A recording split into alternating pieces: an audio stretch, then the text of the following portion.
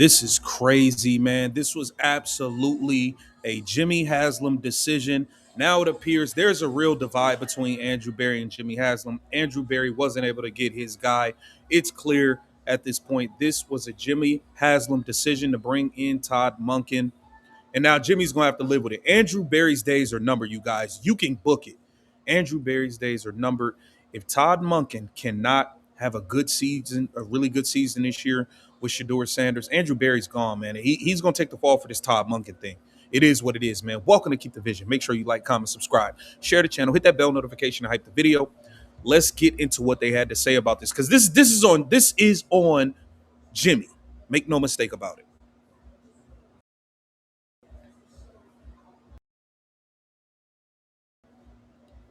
Pardon me. Let's go. By the way, this needs to be said.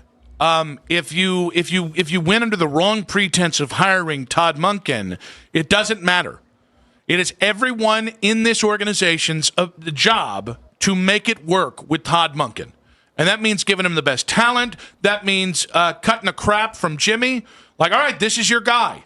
Do your job, Jimmy. Stay all the hell out of the way and let the football people football. And if you don't, may God have mercy on your soul. Because I have been pretty patient today, and I have been pretty. If you, in a year from now, you double pump, or if in 2 years from now this guy has one bad year and you pitch him out, holy God, you think you've seen the wrath of somebody. You haven't seen what I will be in 2 years if you go ahead and this turns out to be a joke of a hire. Well, I mean, as of right now, it's got the expectation to turn out to be a joke of a hire. It's on Todd Monken and everybody else to prove us otherwise. There's a lot of really bad spots, or good spots even, like Dan Campbell when he went to the Lions. Nobody thought that was going to be a great home run hire. He turned it into a home run hire. Like, a lot of this falls on Monken and what he gets done and what he accomplishes and what he's able to do. But as of right now, I mean, the expectation is that this will not be a great slam dunk success of a hire. And Monken needs to get on the phone and call him some Jim Schwartz, and he needs to either like beg and grovel. Yes, and if that doesn't happen, he better have the next guy in mind that follows a very similar defensive system. And it's not about four-man front; it's about wide nine concepts. There are many different ways you can attack with a four-man front. This thing's built for the wide nine. So the second most important hire is going to be who's your offensive line coach. Is it Bloomdiddler? Is it Mike Bloomgren? I'm going to assume no.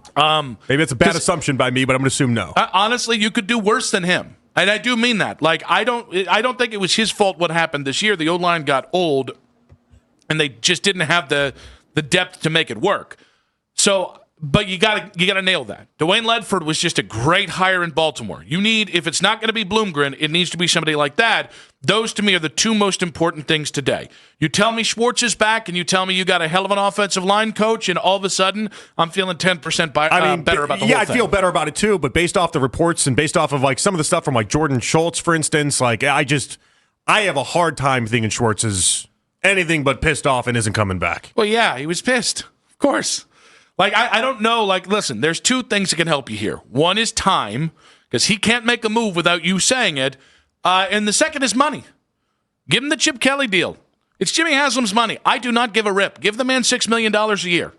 I mean, yeah, but there's only so much. This is almost like the Jose Ramirez thing, where it's like not everybody is just influenced by money and money alone. Some people have other things at play. If you feel so, how do we know that that's Jim Schwartz? Well, we don't. It's a guess. But if you feel that disrespected and he's already made millions upon millions, I don't know that money will fix the disrespect. Yep, but you got to try. And especially when you're in a spot where then everybody that you are probably going around telling you're getting the job and doing all this other stuff for, there's a very prideful person in Jim Schwartz that we do know for sure, and his ego got bruised today in a big time way. Maybe money does fix it, maybe it doesn't, but I'm agreeing with you. You have to try. But some of the stuff from Jordan Schultz, if it has to get ugly, Schwartz is, quote, someone who will be perfectly fine making it ugly, as one source put to him.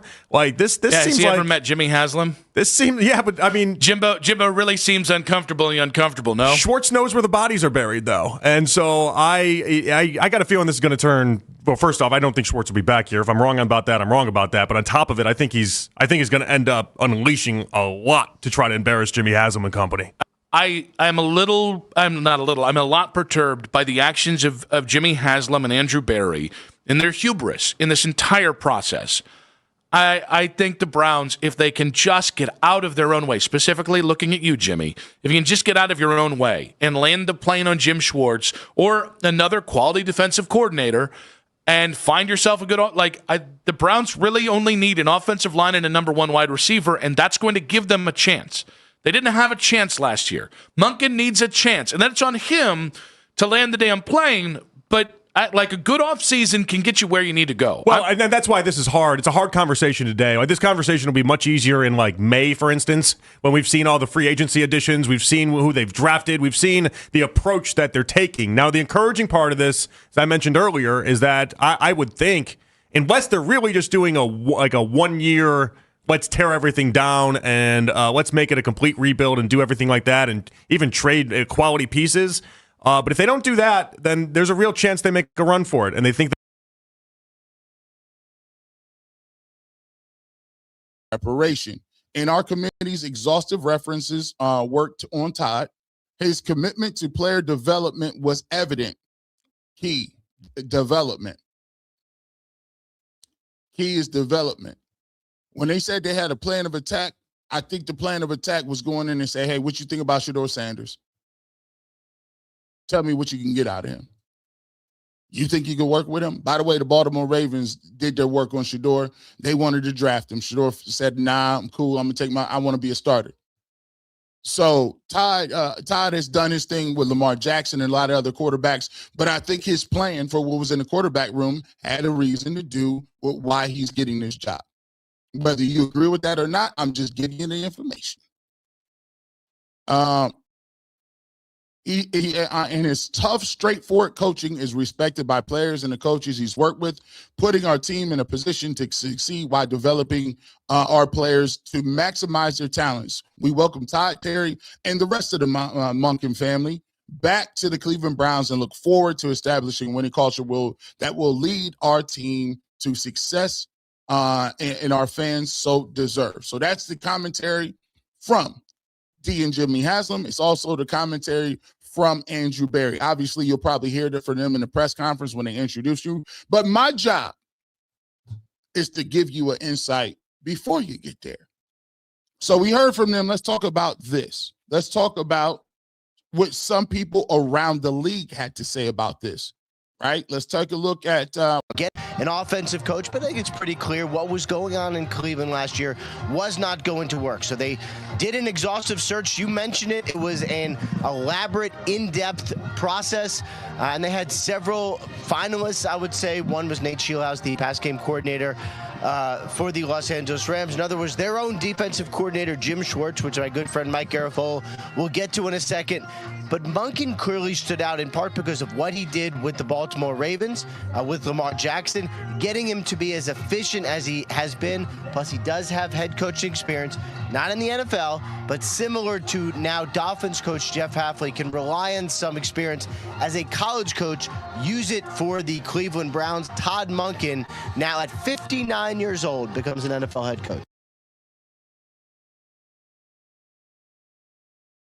This is crazy, man. This is crazy. But at the end of the day, Jimmy Haslam has to accept this is on him. This is on you, bro. This was your decision. This is on you. Get down in the comments. Let me know what you think. Just keep the vision. Make sure you like, comment, subscribe, and share the channel.